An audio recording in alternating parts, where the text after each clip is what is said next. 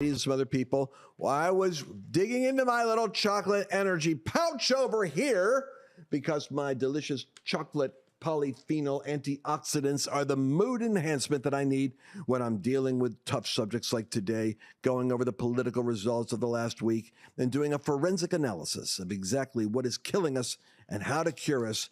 My chewy chocolate energies brought me back into harmony with my natural creative self, and suddenly I had the mental clarity that I needed in order to deliver a tough message, I would say in an optimistic way.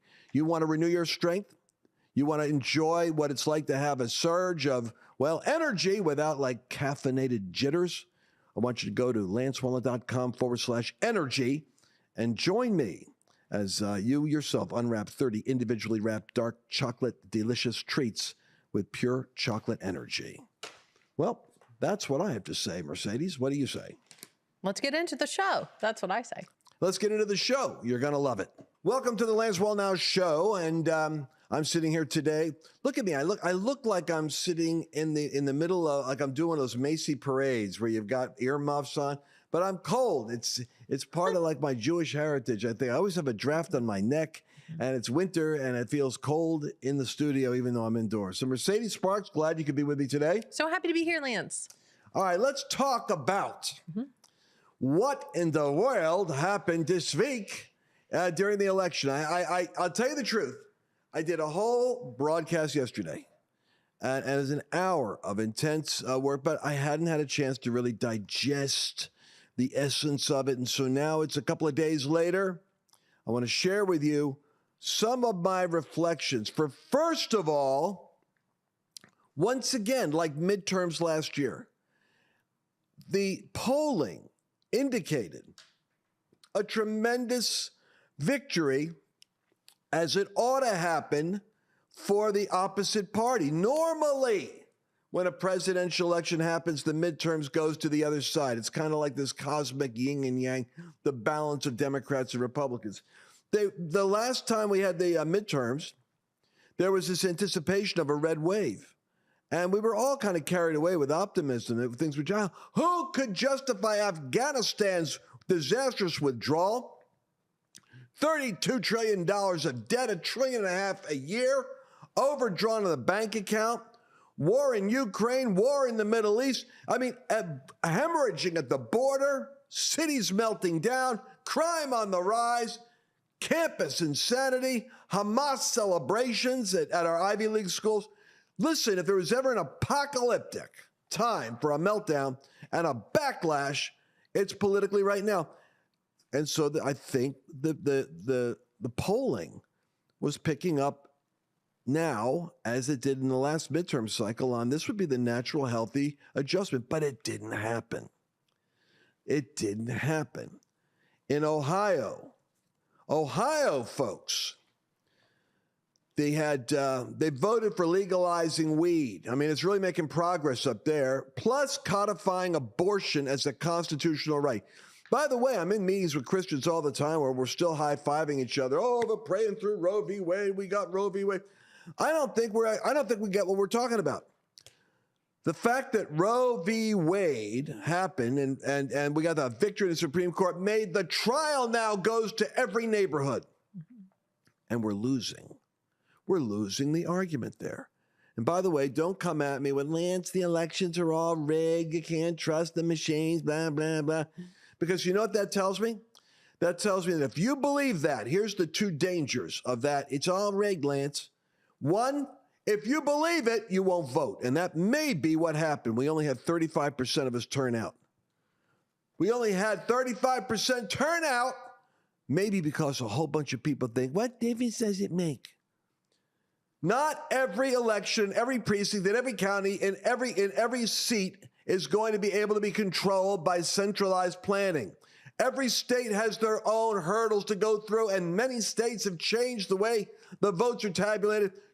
Don't buy the excuse, we won it, but they stole it, especially if you lose it and you're not learning from your failure. See, the good thing about what happened this week is that it helped us test where we're vulnerable for 2024. Therefore, we can learn from this. It's a benefit. Don't believe the polls if they say optimistically you're winning. You may not be winning.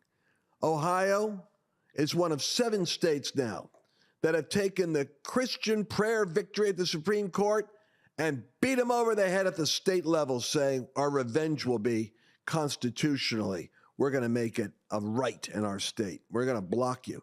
And I'll tell you what, our messaging is sucky in terms of how we're pushing back on this. The politicians are awkward and flat-footed. This isn't their issue. Many of them are adding it to what they got to say because without it, they're not going to get the evangelical and the pro-life vote. So they're not warriors on the issue. They're not scripted properly because the RNC, we're going to talk more about that, our great Republican coaching team isn't telling them what to say because they're too busy drinking their Manhattans and trying to get interviews with Lester Holt after debates.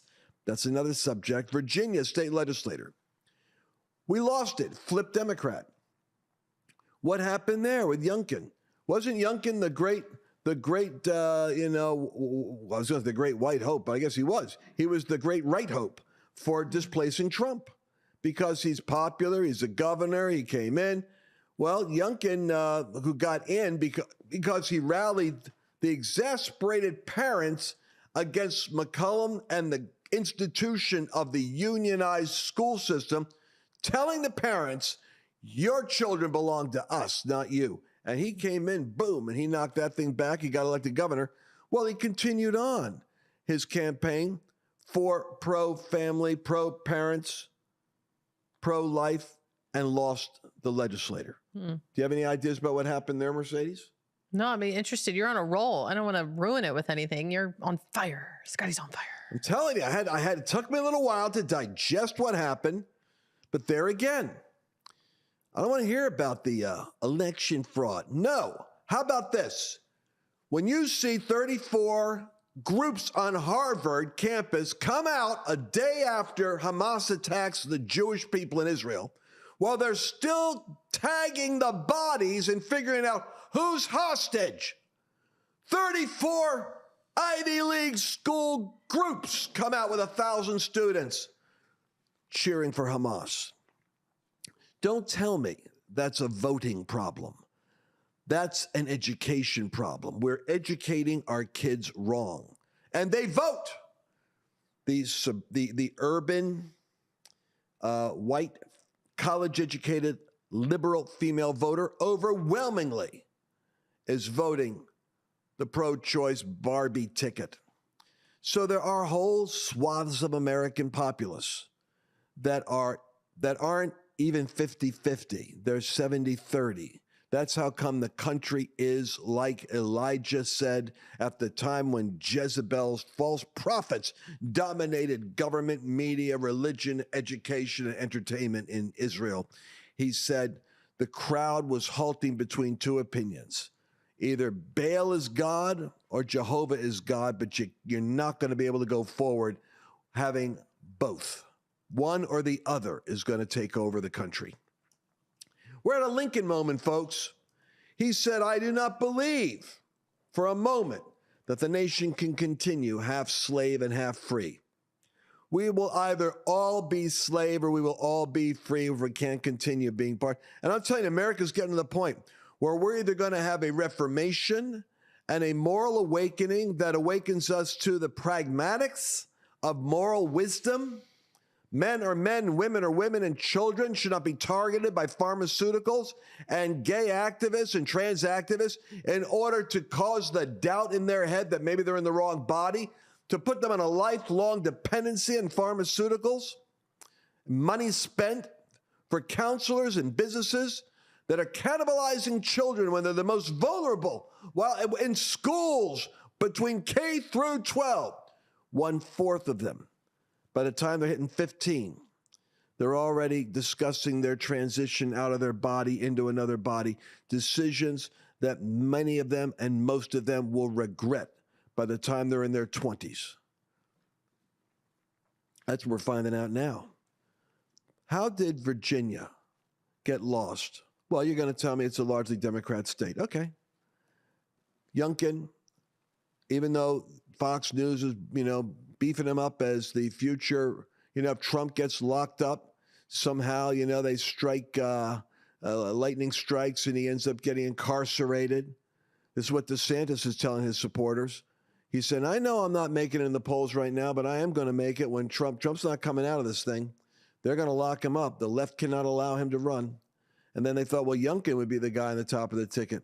More moderate, wears a vest, easier to get along with, distance himself from Trump. Well, he lost Virginia, and with that, he lost that the luster that was on his star as the deliverer for the rest of us. Ohio, like I said, where's the church in Ohio? We got some of the strongest churches in America in Ohio. I know they're upset today, but I'm telling you something. We're not influencing Ohio. Ohio's going in the wrong direction. Kentucky, Mercedes, they had an African-American conservative endorsed by Trump who, in a state that Trump took by 20 points, and a Democrat won the governorship the second year in a row against a black conservative rising star in the Republican Party.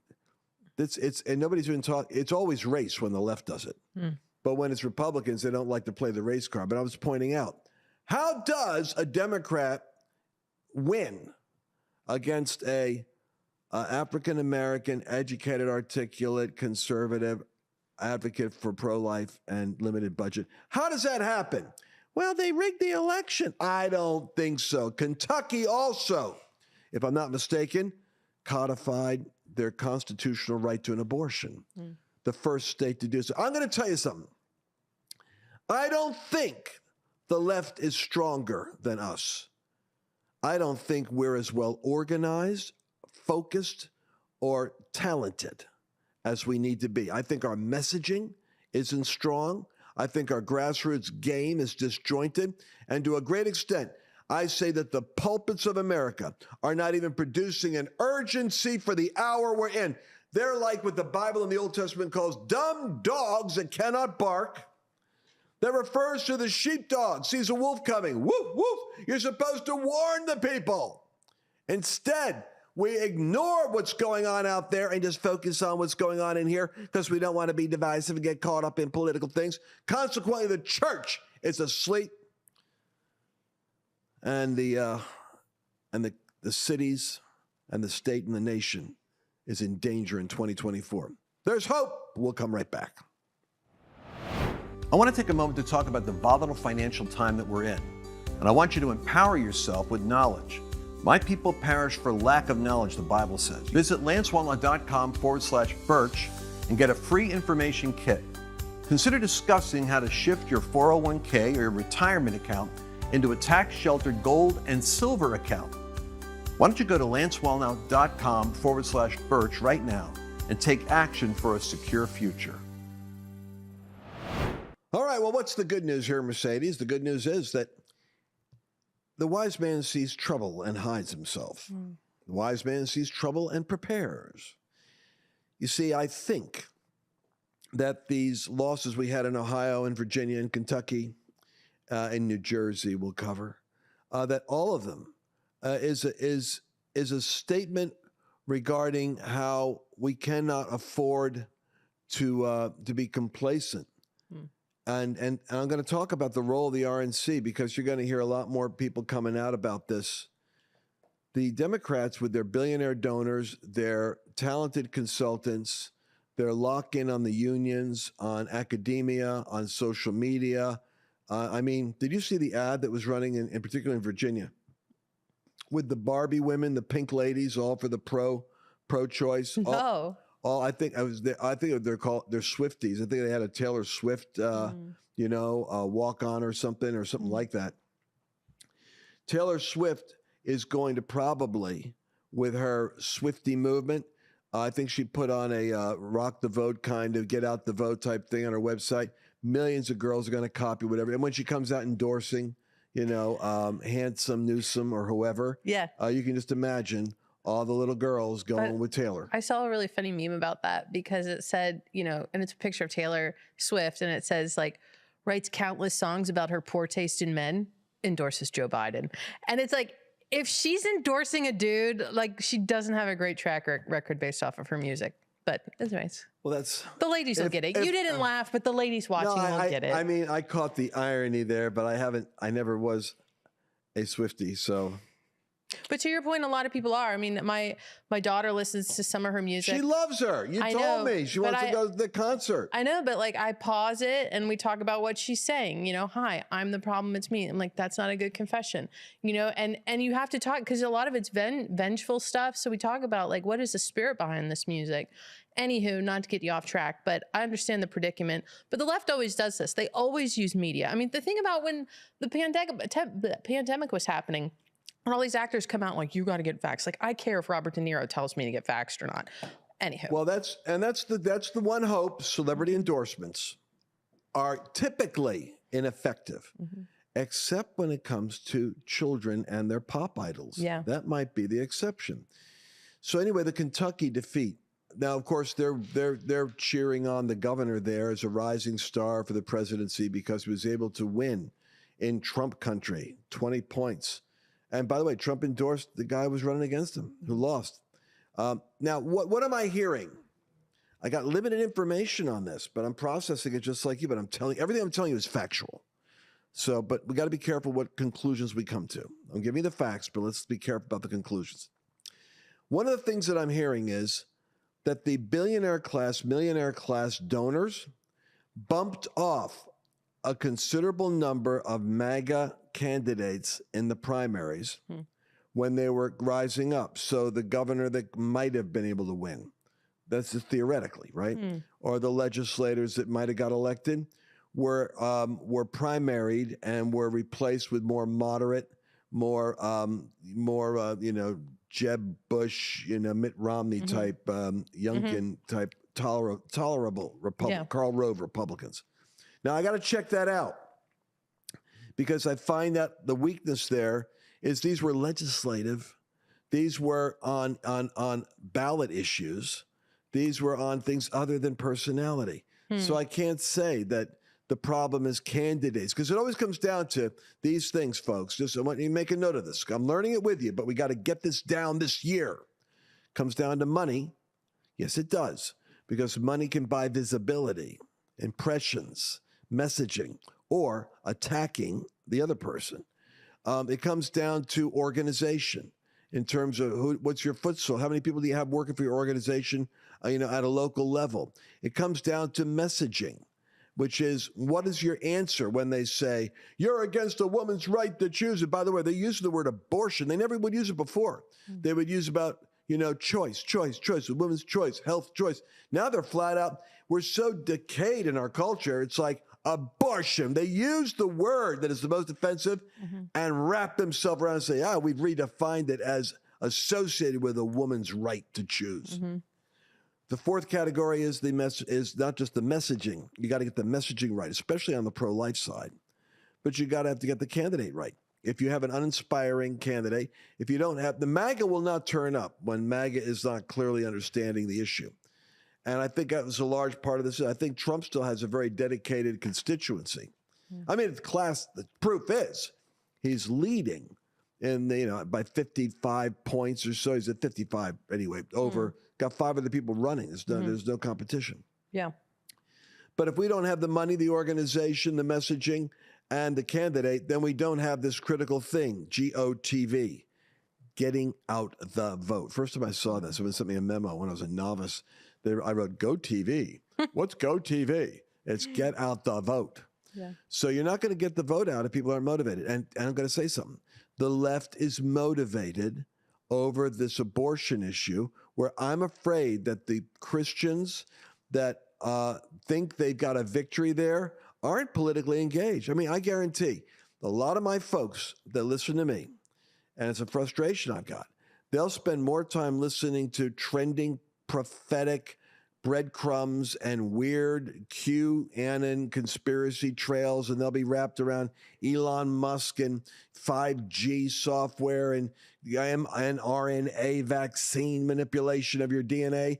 And is Biden really there? Is it a body double? I mean, there's crazy stuff. I know. It's like you're not paying attention to the legislative loss in New Jersey, are you? Because the Democrats just took over the New Jersey legislature.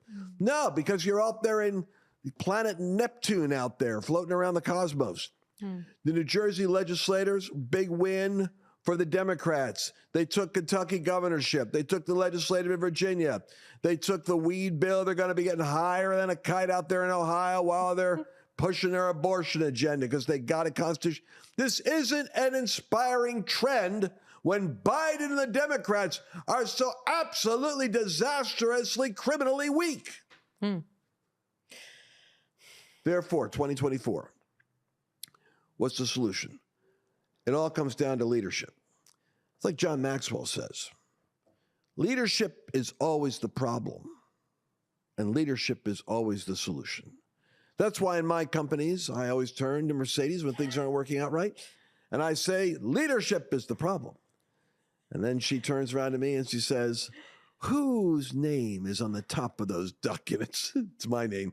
Then she throws it back on me. Mastering the art of jujitsu. Just when I have her exactly in the level of accountability I need, she flips it back and makes me accountable. I just think leadership, when it's always the solution, is my leadership. And then leadership, it's always the problem, is your leadership. No, that's not. That's not what I'm trying to communicate. Oh, okay. So what I want to say is leadership's always the problem. Leadership is the solution. So I'm going to go to, how is it we lost in 2018 for the midterms? We lost in 2020 with the election. For whatever reason, I'm going to say election fraud. Go ahead, put it there if you want to say it. Now let's go ahead and say what just happened in 2022. We squeaked out a bear victory with a red tsunami. We got a pink trickle and 6 or 7 names instead of like we were looking for 30, 40, or 50. That wasn't a huge victory. It was barely survival. And then we have 2023, and we come out with this trouncing. You know what it tells me? It tells me that Ronna McDaniel and the RNC may be nice, may be likable, but they are incompetent. When you have a CEO that in four profit and loss statements is losing money with a company that can win, you fire them, you replace them. This is Donald Trump's call. Donald Trump stood by McCarthy. Donald Trump stood by Ronna McDaniel, who is Mitt Romney's niece, right? I'm telling you something. They are not focused on what they've got to do. They should be looking at data, just like our friend John Graves does. We should be doing data analysis on the 20 key counties that are going to determine the future of the United States. There's 3,143 counties, only 20 are going to determine the future. They should be zeroing in on data analysis of low inclination voters, Republicans that aren't showing up to vote, just like happened right now. We found out they didn't show up. And we should be having a ground game. Ground game means lots of volunteers and paid staff that go out like Turning Point to go out and contact these low propensity voters. I go after the low propensity Christian voters.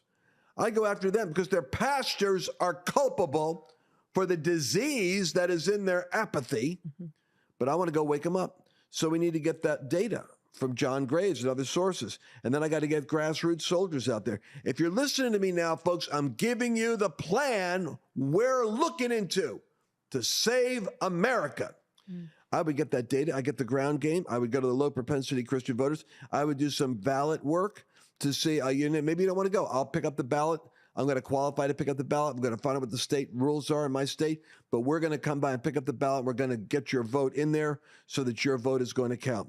And I would do everything I could to make sure that between the data, the targeting, that we're harvesting it's like a biblical metaphor. We're putting the net over and catching as many fish as we can in the 20 counties we need to go to, in the 7 states where the election is going to be decided, because the RNC, which had like $600 million worth of money at one point, is not doing it.